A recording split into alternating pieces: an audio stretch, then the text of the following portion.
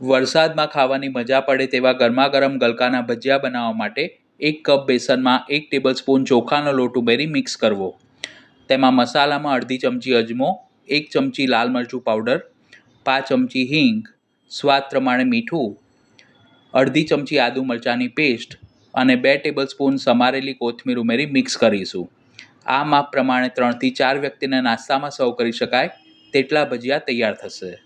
પછી તેમાં જરૂર મુજબ થોડું પાણી ઉમેરતા જવું અને બેસનના બિલકુલ પણ ગાંઠા ન રહે તેવું મધ્યમ ઘટ ખીરું બનાવવું. આટલું ખીરું બનાવવામાં અડધો કપ પાણીની જરૂર પડી છે. તેને ઢાંકીને 5 મિનિટ માટે મૂકી રાખીશું. મેં 2 નંગ અથવા તો 250 ગ્રામ ગલકાને પાણીથી ધોઈ તેના ઉપર રહેલી ગ્રીન છાલ કાઢી મધ્યમ જાડા ગોળ ટુકડામાં સમારી લીધા છે.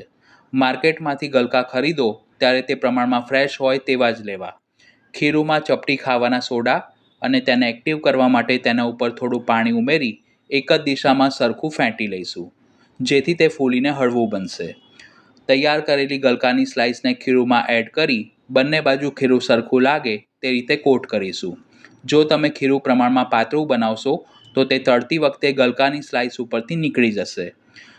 કડાઈમાં તેલ ગરમ કરી મધ્યમ આંચ પર બંને બાજુથી ગોલ્ડન બ્રાઉન રંગના અને ક્રિસ્પી થાય ત્યાં સુધી ભજીયાને તળી લઈશું. ગલકામાં પાણીનો ભાગ વધુ હોવાથી એક બેચ ભજીયાને તળવામાં 3 થી 4 મિનિટનો સમય લાગશે. ભજીયા સરખા તળાય એટલે તેને બહાર કાઢી આ જ રીતે બાકીના ભજીયા પણ તૈયાર કરીશું.